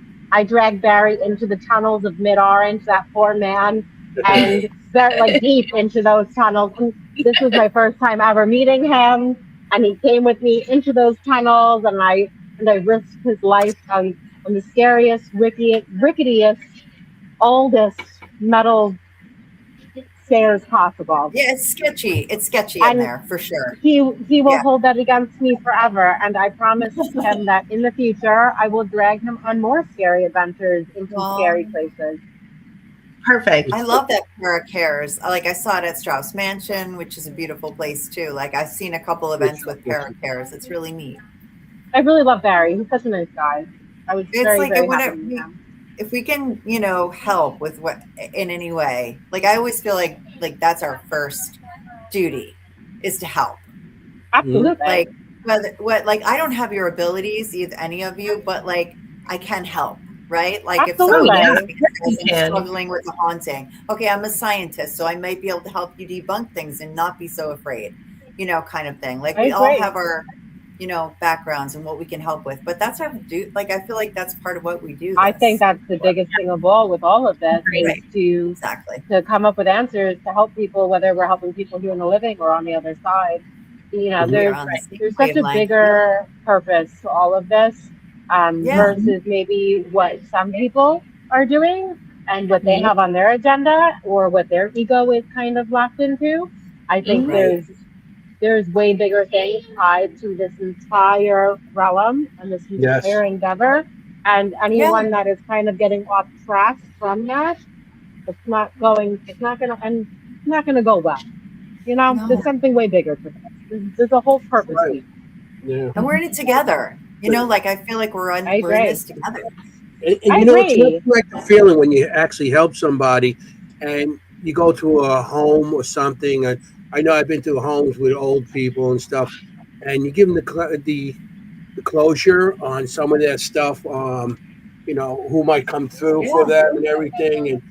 And at the end of the night, I had this one woman, her husband came through, her grandfather came through, and he was like so grateful. She hugged me. She goes, "Thank you very much. I never thought I'd hear from him again," and stuff. And I was getting it on spirit boxes and stuff, names and everything. And I was like, I thought it was wild. And she was like, so she had like a 60-year-old daughter then. And they were like crying. And when I said the name Walter, they said, "That's my grandfather. Oh, that's my father." And it's like, and I got it on video. I don't have them on video. I just have, because when you go to location, you don't. Of course. And I asked before I show anything, but I don't have them on video. I just have the box and a psychic with me. And when I get it, they just bust out crying. My father, my grandfather. And the way they said it. And at the end of, like I said, the other night, they wanted to buy an SBS because I'm going to talk to them all the time now. They thought it was like that, Oh, yeah. But it's that feeling of closure for these people. Some of them, you're just telling them that's not a spirit that's going to hurt you. Right. It's your grandfather, or somebody else, or somebody they're close to. They don't want the spirit to go. They feel it's their family and they're going to keep it. It's not always not always true, but I mean, just give that closure by helping. I agree. It's happened many times for some of my house cases where I'm like, I'm trying to pick up on all this other stuff that's happening in the home, and then I'm bringing people loved ones as well. Mm-hmm. I mean, inevitable sometimes. It really is. Yeah, it's got to be so rewarding for you, because you also work with law enforcement, right? So I've never been hired by the police on a professional level where I'm getting paid. I've been hired privately by families. And I recently did a really cool, missing person. So I did a missing person case for someone who needed to locate their boyfriend who was not well. They were not okay. It was all the way in California. I've never been to California ever in my life, and I was able to pinpoint locations, landmarks, towns, all the things. And I was able to bring him back home, which was beautiful. I did another one in Canada. Never been to Canada in my life. That one was way deeper, way darker. I worked on it for a very long time. There was no way of bringing their loved one back home. She went into the sex trade industry because the boyfriend was the pimp, the guy, the main guy. And it went into a very, very, very dark like crazy, like think big sex industry, like, you know, ring type of stuff. And I did locate all of the locations of where I believed her body to be buried. And maybe 6 months ago, so like 2 years goes by, a year goes by, a year and a half goes by, whatever the time frame is from then to me getting the phone call, the message. But they reached out to me and they go, I just needed to let you know that we finally found her, that the boyfriend finally overdosed. So they were able to obtain his cell phone and they were able to locate her body in all of the areas that I told them to dig. And they were able to collect her and finally put her to rest, which was really beautiful, rather than her being scattered all over Canada, you know? So that was a very, very hard case to work on. There's actually documentaries. Her name's Mackenzie. It's on, there is shows like of her, you know, on docuseries. And then I did another one recently. I was hired to do a reading. They did not tell me what the hell I was doing. She was a ghost writer writing a book for a woman who was writing the story in regards to her mother. This is another case that I didn't know about. It's tied to Pennsylvania and Canada. What's her name? Her name is Shirley. She jumped off a bridge. Supposedly, she's like the sick doctor who killed her baby. There's documentaries. I haven't watched any of them yet. I probably should. She jumped off a bridge with her baby. They said that she drugged the baby with like lidocaine or something crazy along those lines. I was able to, so I did this whole reading and I told her the real story of what really happened and her being in the woods and the lover and her running for her life. It was a whole setup. It's like crazy. And at the end of the reading, and I talked about her name and everything, you know, she told me what I was actually doing. So I'm going to be in a book for the ghostwriter writing the book. She's writing the book for the girl's daughter. So the daughter wants to tell her mother's real story. She wants to finally defend her mother, what really happened to her mother. Her name is Shirley. You can look this up. I haven't looked into it yet, and I haven't watched the documentary, and I probably should. There's a book. It's called, she said it was called Dancing with the Devil. So this is going to be the book that counteracts that. Because whoever this guy is that was murdered by Shirley is friends with some big people in California, friends with actors, actresses. I'm not really sure because I haven't watched any movies and I don't know the real story. I just went in blind with a psychic medium doing a reading to see what really happened. It was crazy. When I was done with that, I called my boyfriend. I'm like, you'll never believe what I just did. Like, I couldn't wrap my brain around it. Like, I was like, what just happened? Like, what did I just, like, there's moments where I'm so blown away. I'm like, what just happened? Sure. You know? Yeah. Mm-hmm. Wow. Yeah. I can tell you still are. Like, as you're saying it, I am. You still can't believe it. I gotta look it up. I still haven't looked it up. I haven't looked at the book. I haven't looked at the movie. I haven't looked at the docuseries. Now I want to know. Yeah, I want to know. So if you want to look it up, I think it's tied to Pennsylvania, Canada. Her name is Shirley. She was a doctor. She married a doctor. She killed the doctor. I don't know. Whatever it is. I know she didn't do it. I know what really happened. It's amazing. You set the record straight. Hopefully. I can't wait to see this book when it comes out. She's writing it right now. And probably gonna cause some crazy stuff to ruffle up. I love it. You can ask Kimm. There's nothing we like more than setting the record straight, right, Kimm? We do. We love setting the record straight. We do. Hear it. There's so many stories out there everywhere you go. People cases they're heavy. They can be really. They are heavy. Yeah. They are heavy. When that girl, Gabby Petito, when that was happening, I was mentoring with someone was mentoring me back then. And I took her stuff back then to learn how to open up properly, shut down properly, because Bianca's this revolving door to the dead and doesn't know how to control herself. Anyway, so during that time period with the whole Gabby Petito thing, I had a few other girlfriends who are psychic mediums, and we all wanted to tap into it and see what happened. And I was able, I remember I wrote it all down. I shared it with everyone and stuff. What I saw, it all happened before it was time to release to the public, before they finally figured out. I saw that her head was like, she was, she suffocated. I saw her head like smashed and hit the rocks. I saw him drag her body into those rocks and kind of throw her over. And I saw all the things. But then when it finally came out, it was like, wow, Like because it's registered. Like everything you saw, that means you really did connect, Bianca. Like she showed you everything. She showed you what happened. So I do find it really fascinating. It's heavy, but I don't know. I get a lot of clients where I could tell you some wild stories.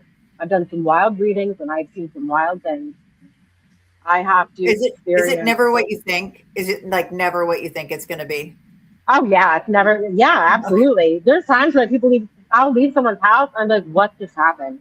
I'm like, Right. what did I like? What just happened? I get to experience things sometimes that I don't want to expect anything before I get there because it could sway your brain, and then you're going to the logical side of your brain. And there's times where I leave and I'm like trying to process what just happened because I get to see some crazy things sometimes, like stories that you wouldn't fathom. Truly.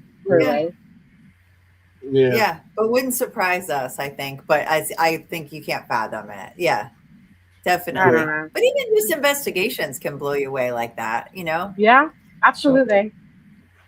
Definitely. Yeah. That's awesome. So you have something every weekend for the rest of the year until December. So hopefully till December, yeah. Most weekends, mostly every single weekend is gone. There could be a weekend or two. There could be. There could. But we'll see you at the Hollow. You will. I'm very excited for that. I cannot wait to speak at that. I've got a fantastic panel that I put together for that. Oh, nice. Yeah. Very nice. Yeah. Very, very nice. I'm giving a class on spiritual art. I love that. I wish I could do that. I'm not an artist. I wish I was. So I'm giving a little class. I'm basically going to show a little bit of drawing and then how it goes, how it comes to me and everything. So I love that. If I have a chance, I will try to sit and watch. If not, somebody better record it for me. I hope that things are going to be recorded. I was just going to say, I think we have like a 40. I think I have like a 45-minute talk. I'm like, somebody better record this because I'm working on it. I don't know how long the class is going to be. I think it's an hour. Is it an hour for you? I think I'm the speaker, not a workshop. So yeah, I'm just doing. So I'll be speaking as well. I believe for speaking, like on a panel, I believe it's an hour slot. Okay. Mm-hmm. Okay. Yeah. So I don't know. I'm going to sit down and say, okay, here's a pencil, here's some paper. Now draw a circle and some eyes. You got it. Mine would be a stick figure. Draw a stick figure, and that's it. Yeah. But that's cool. I mean, it's going to be a good event. Definitely going to be a good event. Yeah. I'm excited. Bianca, have you been to the Pine Barrens? Have you been to the Pine Barrens before? On Long Island or there? Out there. No, in New Jersey. New Jersey. New Jersey Devil. Pine Barrens on Long Island? I live by the Pine Barrens. Oh, I didn't know that. On Long Island. And it's weird. Yeah. I mean, it's all weird by me because you got Camp Upton. I live I live on slave grounds. It's a whole thing. Are you way by Plum Island? Are you really far on Long Island? I'm actually, I'm on the east end. I'm close to the Hamptons. So I'm on the east end of Long Island. But ironically, that's weird that you just said Plum Island. I just did a reading for the head of biosecurity at Plum Island. And she invited me to come to Plum Island. No. So that's interesting that you brought that up. Cool. But I will not be given access into the coolest of the cool. She was like, you could probably, she's like, I'm just head of biosecurity. She's like, I can't get you in on that level. But she's like, I could get you to come as a special guest to one of our galas or one of our special things that we do. And I'm like, all right, I'll take that, Yeah. But who knows? Three-headed monkeys and stuff like that running around the woods. Plum Island. Because they're supposed to be. Plum Island was supposed to be one of the islands they actually experimented on animals. Right. They do experiment on animals. Well, maybe I shouldn't go inside there because they might eat me. Yeah, I know. She's a hybrid. So we don't have your kind yet. Yeah. She's already bringing you in because you're a hybrid. They know it. Well, I'll know where you are. Want to study me? They're going to study Right. That's I'll know awesome. where you This is are. like- I won't let them take I don't you. know. This is like one of those places, like if you see it, they have to kill you or something. Like maybe be careful. Like you've seen too much. Probably. It's like normal virus, normal stuff. I mean, it's not like No, good I know. stuff, but it's like yeah. Well, They're doing a They lot want you of to be experimenting with viruses, and Mhm. yes, Yeah. there's experiments, but I think it's mostly like viruses, like biohazardous virus stuff. Yeah, You just know, be careful. So- I know. I agree. We'll see. But no, the Pine Barrens in New Jersey. The Pine Right. Barrens. I have not. I haven't spent too much time. Like, I've gone to Jersey a ton, obviously, but I've never really gone to Jersey to like hang out. It's always been work. Yeah. Oh, you Like need to. going and just doing readings and stuff at an event, Mhm. and then spending the night in my hotel or whatever, and going back home. I've never gone off to Jersey to like venture off into the woods or something. Well, I was going to say, because I think the Hollow is where the Hollow event is pretty close to there. It is. It is. It's right there. If you get a chance to just wander around and just Well, be I I think they're doing believe Are they doing an event there? I think they're there's doing. going to be an investigation. Yep. And I think it's going to be that for the devil, the Jersey Devil. They're going to be yes, looking and for- I think I'm supposed to be involved in the investigation. Oh, That's great. awesome. Because you it is go. otherworldly. Like it's like nothing else, like the Pine Barrens. It's terrifying. Like a little. It's a vibe. It's definitely a vibe down there. It's a vibe. Yeah. It's I creepy. gotta check my emails. I feel like I asked. I like inquired about it. I said, well, what do you need me to do? Are you gonna have me do the investigation? I believe that was a topic of discussion. Oh, So. great. Well, there you go. I hope we get to see each other's talks. That would be cool. I would hope like so. to be I'm able going to to talk about consciousness, and I'm going into deprivation. That's what I'm going to be talking about. My deprivation sessions, tapping into consciousness. So like it's literally called the Upside Down. I'm basing this off of it's like I'm mixing with Stranger Things and then me and my work. Mhm. That's so Upside cool. down, yeah. The Upside Down. That's cool. Pretty cool. I mean, and you're going to Plum Island, so that was supposed to be all based on that too. Camp, what's that? Hero. No, Yeah. what Right is there, it? too. Plum Island and Camp Hero? No, Camp Hero and Plum Island supposed to have connections because they're both owned by the government. Yeah. Okay, gotcha. Camp Hero was supposed to be like that. Oh, I know. That's by me. They'll do an experiment, like the Philadelphia experiment. They had one out there, and it was supposed to have the same effects as the one in Philadelphia. You know, so that was pretty much going on out there. Plus, there was supposed to be UFOs attacking one time, and it was. There's a lot of stuff that goes on out there that it's starting to come out now. That's coming out now. You know, right by me. That's by my house. Where I grew up. I love it. Yeah. So interesting. We got 7 minutes left of the show. Yeah, I was going to say, if people want to follow you or interested in attending your events, what's the best place to find you?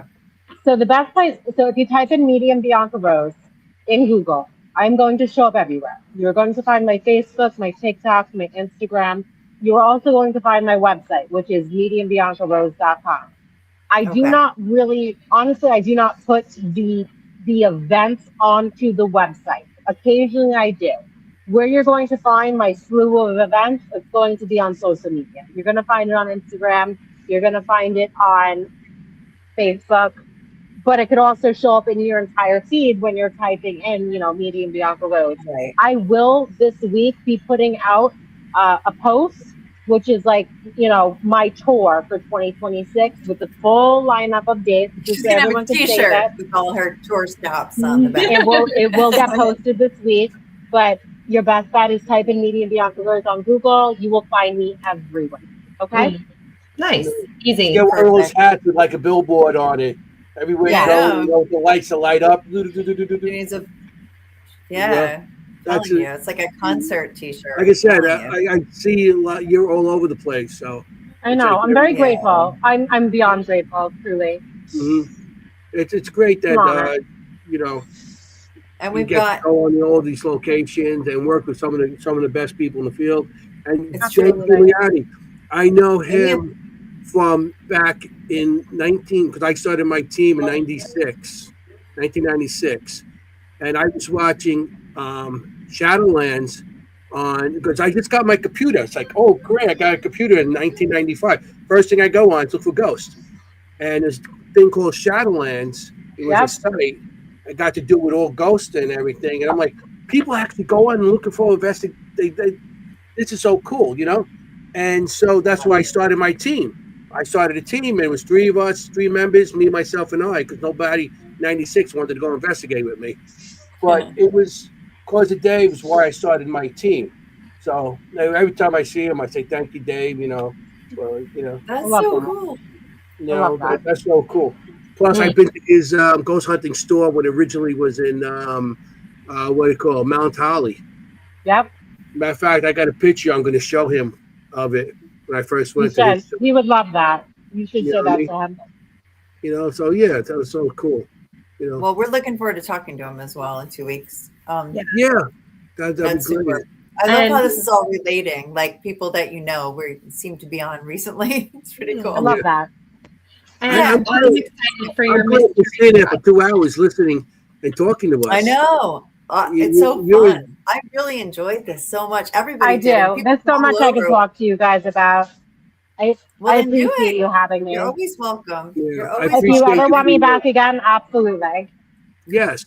Like when you got your project done with Sarah, Shannon. With Shannon. Yeah. And when you go to the convent, I gotta know. I definitely will let you know.